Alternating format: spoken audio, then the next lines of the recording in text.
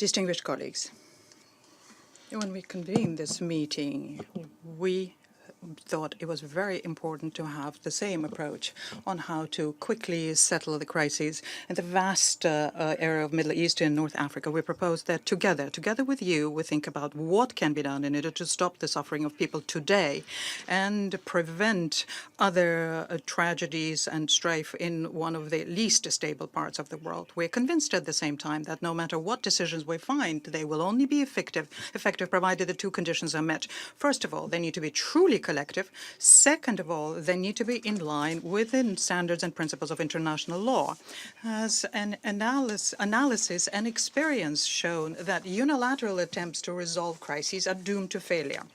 And the flawed practice of unilateral action when some member states of the UN declare that other member states are pariahs, when they try to undermine the regimes they don't like, was not only not helpful to the resolving the issues in the region, but created new ones instead. It's obvious that in order to reduce the potential for the crisis, what is needed is to bring together the international and regional efforts, including through effective inclusive formats with a central role played by the UN and its Security Council. Let me repeat, with the leading role played by the UN and its Security Council.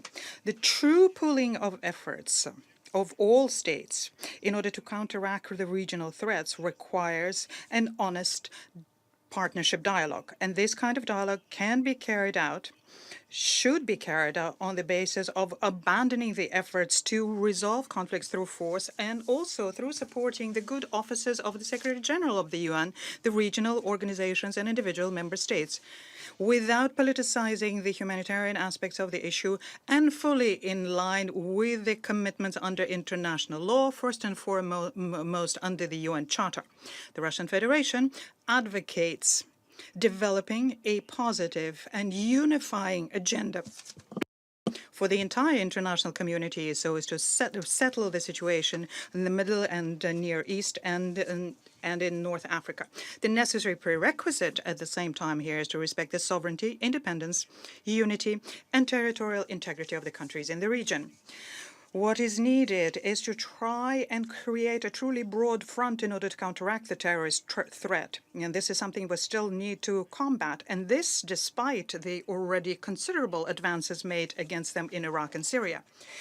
We also need to put an end to the attempts to use terrorist groups as a tool for positions in the new regional balance of forces.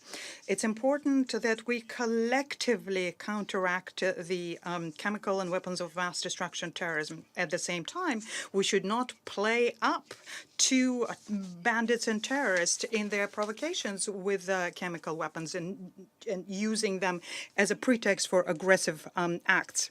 It is unacceptable when using these provocations, people very early on put tags on the governments they do not like. They make the work of experts in order to determine genuine facts all the more difficult. It is also not at all in line with the logic of finding collective solutions. The attempts to divide international organizations such as OPCW. Similar situation happens when there is a lack of desire to support when the Security Council of a resolution on improving the methods of work of a joint investigation mechanism in Syria and the attempt to endow the OPCW with the functions which are not in the chemical conventions, the functions which are basically within the purview of the Security Council. At the opening tomorrow special session of the Conference of States Parties to OPCW, we unfortunately run the danger there of witnessing a situation where a technical entity, an attempt is being made to convert the technical entity into an area of political battles.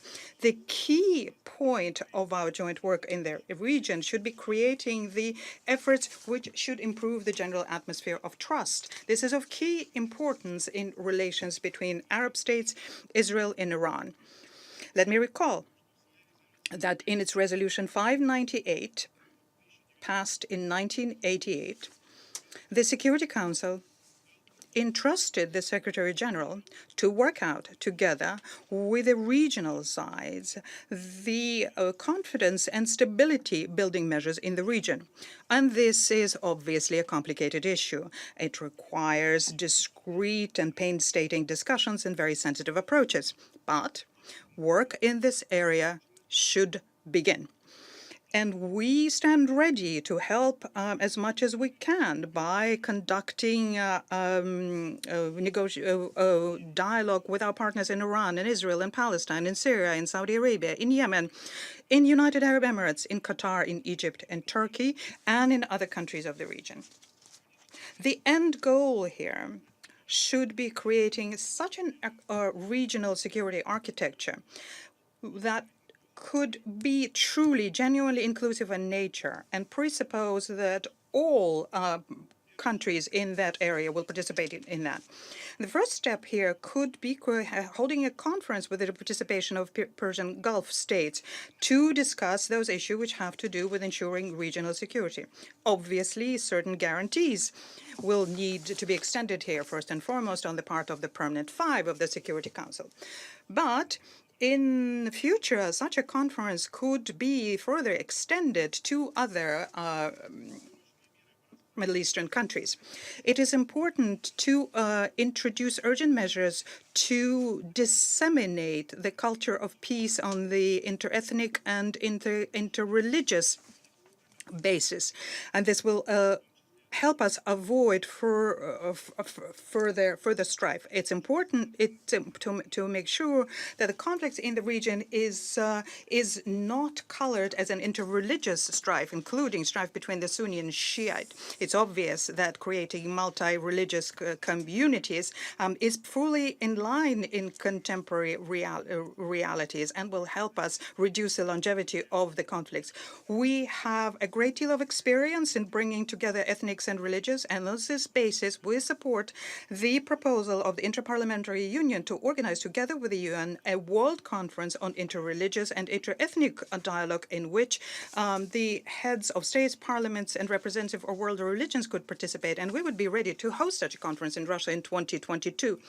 We are convinced that the Unity of Security Council will be helped by sending Security Council missions into conflict areas in the Middle East.